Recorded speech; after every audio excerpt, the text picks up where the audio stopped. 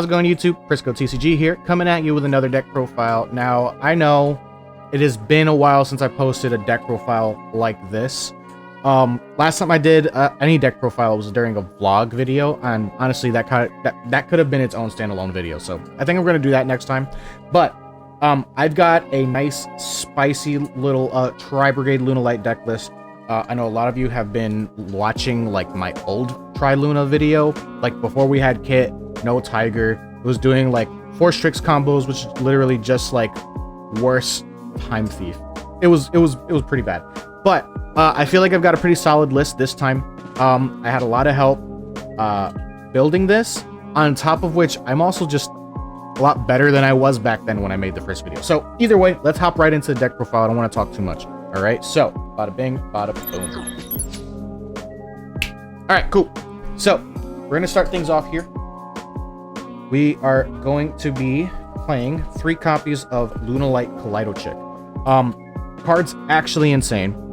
Sends a Lunalight card from your extra deck or your main deck to the graveyard for cost. So you'll normally be starting off with this, going for your Yellow Martin, and then Yellow Martin can bounce a Lunalight card from the field back to the hand so that it can summon itself out.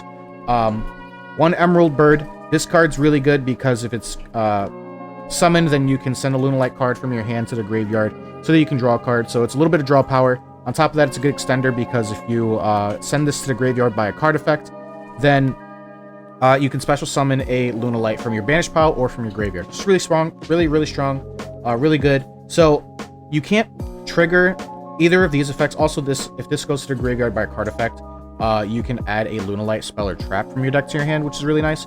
But like, you can't trigger any of these off of your Kaleido-Chick. Keep that in mind because this sends for cost, not effect. Which makes this better, but ironically, it makes these not as easily accessible for you to like actually do the stuff. 1 Tiger because it came off the list to 1. Really strong, really broken. I am so happy it's back. It's not gonna push this deck to the front of the meta, but it is going to be very fun to play with. So yeah, I'm really happy this came back. I'm really just having a lot of fun bouncing this and looping this and just doing all the degenerate shit that I used to. So yeah, next for the rest of the deck, we are playing the Tri-Brigade Engine. We are playing the 3 Fractal. I don't think I need to explain these cards to you guys, so we're just going to breeze right through it. 3 Fractal, 2 Nerval, 2 Kit, and 2 Karis. The reason why I'm playing 2 and 2 is because I did need to fit a lot of extra cards in here so that we can get things going and like actually have a consistent deck. So that's it for the Tri-Brigade Engine. And now for the dangers. This card came off to 3, and I'm so fucking happy that it did. 3 Danger Nessie. Really strong to help us actually like get cards from our hands into the graveyard and actually dig deep. And speaking of digging deep, we are playing the 3 Danger Mothman. This is also really good because it's a level 4. So being able to like access this, dig deeper into your deck no matter which effect you end up using is really strong. The downside is your opponent also gets to draw, discard 1. But it also, if your opponent's not that good at the game, they'll end up discarding something that reveals what they're playing, and then you can kind of build your board to hard counter whatever they're doing. And then 1 Danger Jackalope to kind of wrap things up with the dangers. It's still at 1. We don't need Snake. I don't think it's necessary because these are essentially guaranteed bodies on board.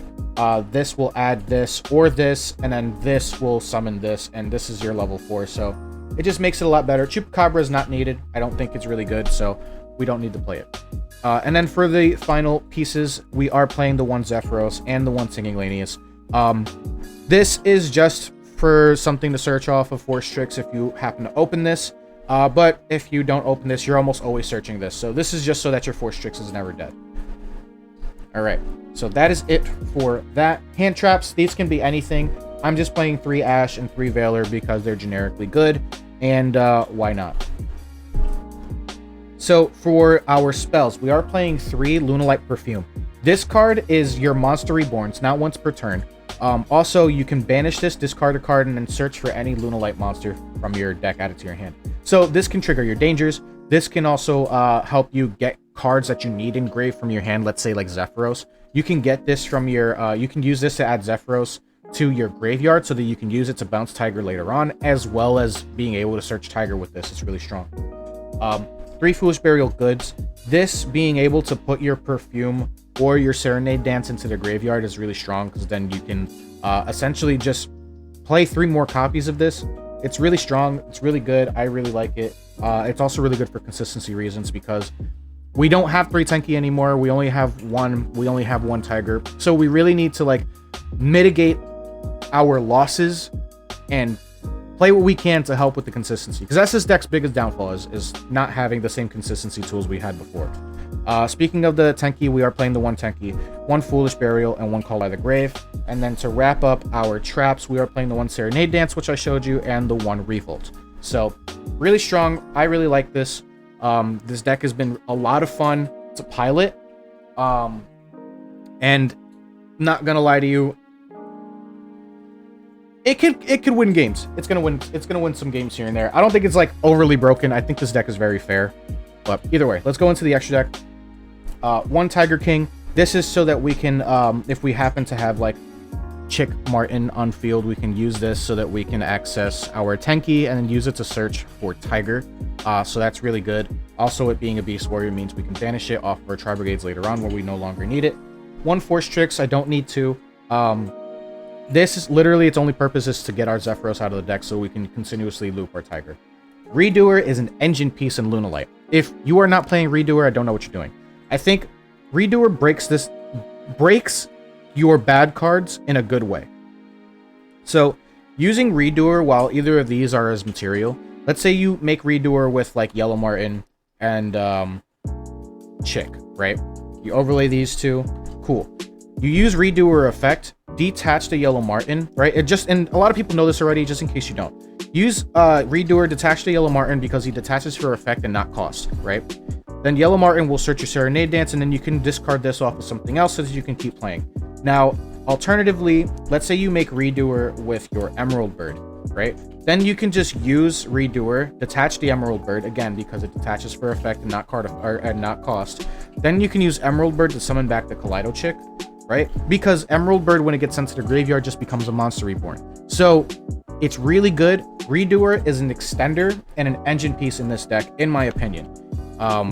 I think you should be if you're playing Lunalights, you should be playing Redoer, and I think that's maybe a little biased on my end because you guys know Redoer is my favorite card. You know, that's my boy. He's sitting up there. You can't really see him. But yeah, Redoer is just insane. So yeah, play Redoer. And then the final rank 4 that we're playing is the Beast Dweller. I think that this card's really strong this format. Being able to shut off the entire graveyard for your opponent is just, it's broken. So yeah, those are our only XCs that we're playing. For our links, we are playing the 1 Amaraj, 1 Barricade Board Blocker. This is literally just so that we can use it for discard. But then you'd end up, the downside is it's not like a Tri-Beast, so you can use it to get your discard, and then if you've already used like your Tri-Brigade stuff, you can't link it off, so it's stuck on the field. The upside though is that, let's say you have a Tenki engraved, this can just add Tenki back to hand in your end and during the end phase.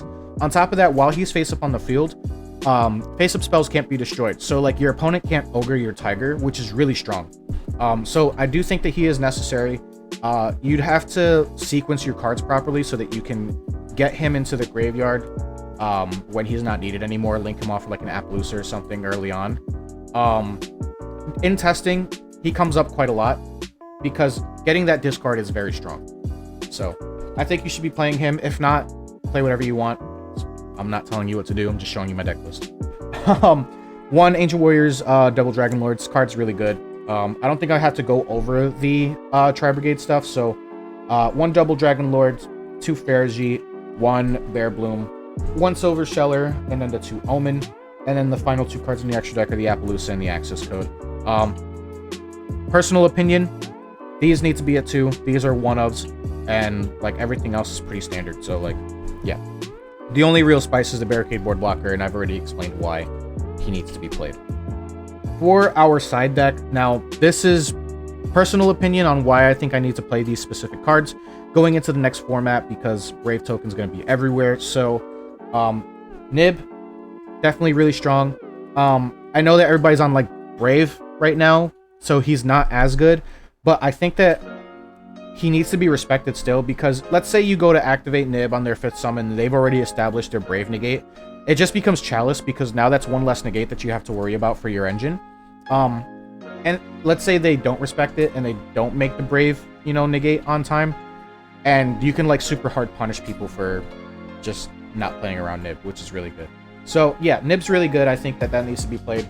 On top of that, I think Lancia is also like a staple. I'm borderline considering like main decking this because Brave is just everywhere.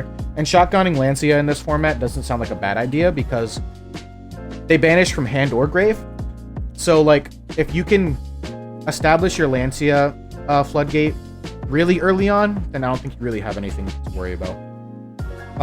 To kind of go with this as well, we are playing 3 Cosmic Cyclone to just deal with like fucking everything. Skill Drain is at 3. Fucking Scythe didn't get banned. So yeah, I think that this is a good card. Also because of Skill Drain, we are playing the Red Reboot. Sword Soul is still a really strong deck, so I still think that D-Barrier is a strong contender for your side deck options. And in personal opinion, because we don't have IO anymore, Anti-Spell Fragrance is really strong. You should be playing this. It does hurt a lot of decks. It kind of hurts us a little bit as well, but then like once we don't need it anymore, we can just get rid of it. It's not hard for our deck to out our own floodgates, so it's really good. Anyways, that's it for the deck profile. If you guys do want to see a combo tutorial, make sure you let me know down in the description or down in the comment section below. And if you enjoyed today's video, consider hitting the like button, subscribing if you haven't already, and hitting that notification bell so you can be notified every time I upload another video. In the meantime, I hope you guys enjoyed. Thank you so much for watching, and I will see you in the next one. Deuces! Love you all.